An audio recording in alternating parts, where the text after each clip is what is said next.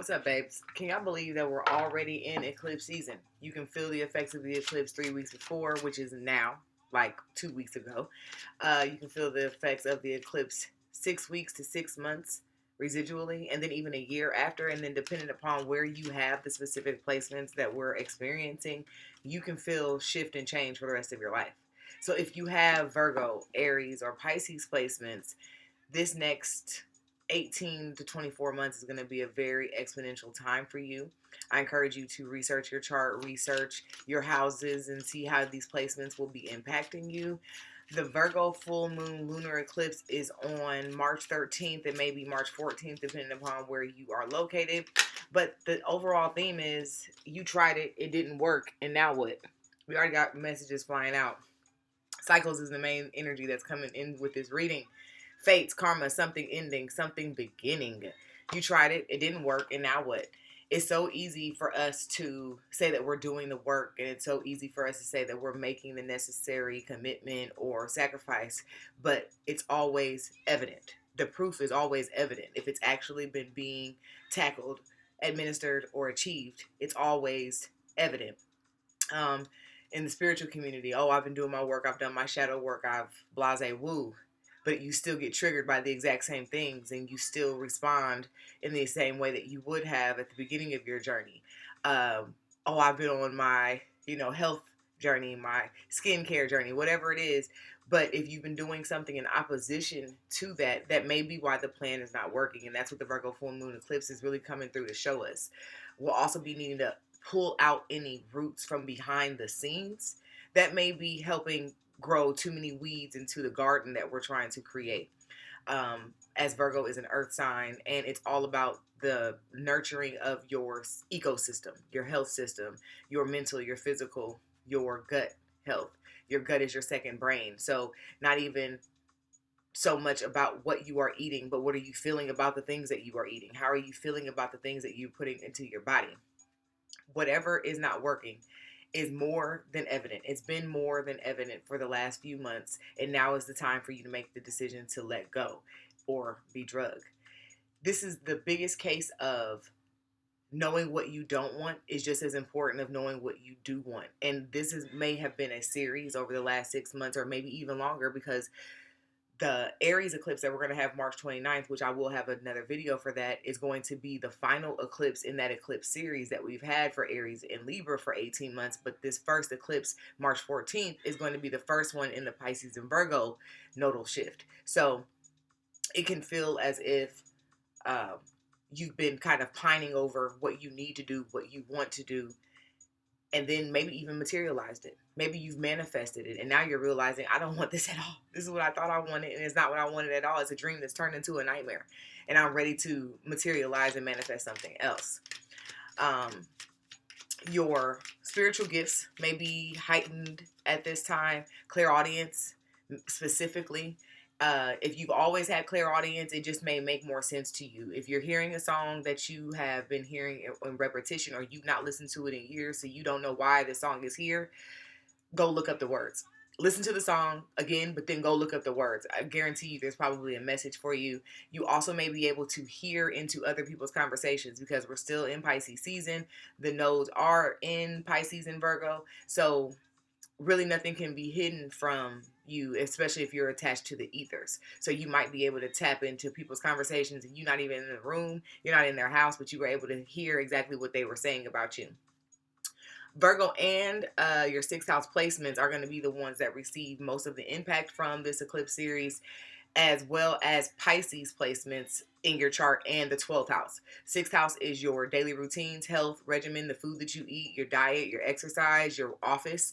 The 12th house is when you are by yourself, the things that you think about when you're by yourself, the things that you're worried about, stress, fears, old life, past life, afterlife. So it's really like a conjoining of your worlds, but it's so important for you to determine and decipher which world you want to spend the most time in. On TikTok and Instagram today, I had a post that said, instead of being a storyteller and a historian for your past self in your past life, begin to be a prophet for your future self, because your past self no longer needs you. That's old news. You've already done that. You've already experienced that. But your future self is waiting. is waiting and is so exhilarated for you to get into that. Health is going to be our main focal point, mental, physical, spiritual, because again, Pisces and Virgo both rule the health and hospital axis if we're talking in astrology. So make sure that you're taking care of yourself. Make sure that you're not overexerting or over worrying or doing too much, because it will come up and you will have to unpack it in a different way. Get your mind and soul decluttered. Make space and make way for the newness that you haven't even yet dreamed to unfold for you. A lot of times we dream so small, or we dream at the level of existence that we think that we deserve. We dream at the level of the existence that we've been experiencing.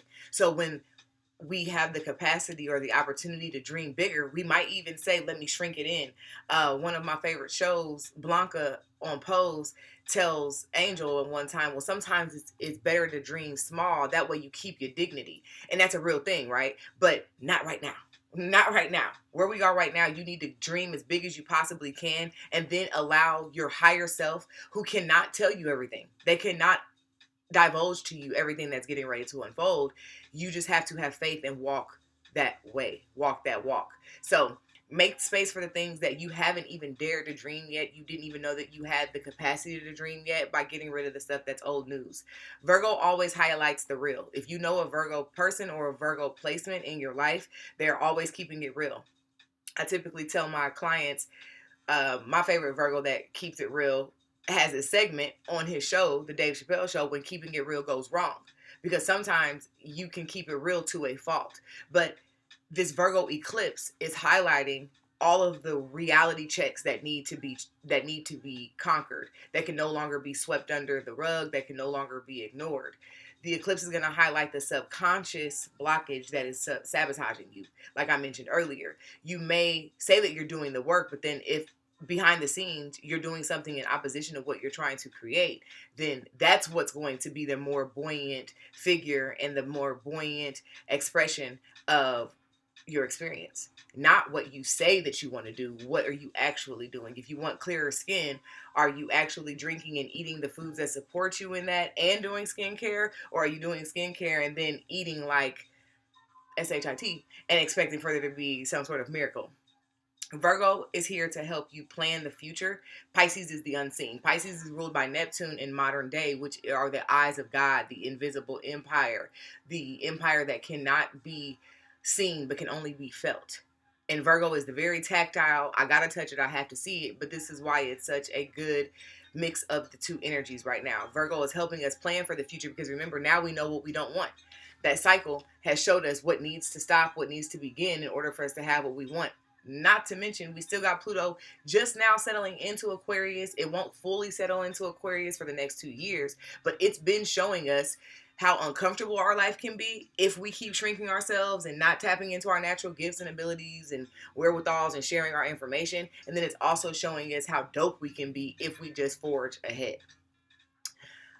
Be kind to yourself. We are in Venus retrograde. Mercury retrograde will happen the day after the eclipse, and they are both going to be in Aries.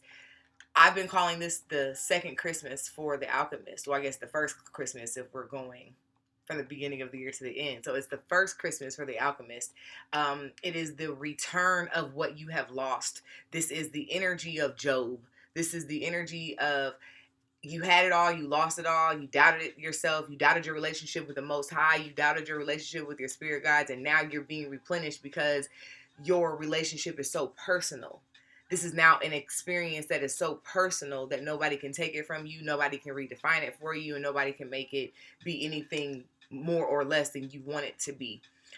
Venus retrograde is less about exes and more about enemies returning, frenemies returning. So make sure that you use your protection, use your boundaries, use your discernment. If it seems weird, if it seems too good to be true, then it is. Do not muddy yourself or your energies with that foolishness. But be kind to yourself, because Venus loves to be in Aries and is trying to show you just how amazing you are, how equated to your desires that you are. You don't need to do anything extra except for drop the dead weight that may be holding you back. Venus is literally trying to bless your game. The undercurrent energy of this transit, with it being retrograde. We have spring equinox coming on March 22nd or March 21st. Then we have Neptune going into Aries March 30th. And I've already mentioned that Venus retrograde and Aries is getting ready to go retrograde. This is the stuff that new lifetimes is made of. This is the potential of pregnancy that we are all full of at this time. New life, abundance, prosperity, leaving the old behind. But it's time to stop playing small. Stop playing for the convenient, the easy, and the right now, and play for the longevity. And that's what this eclipse season is all about. No one is null and void from the eclipses, even if you don't have Virgo or Aries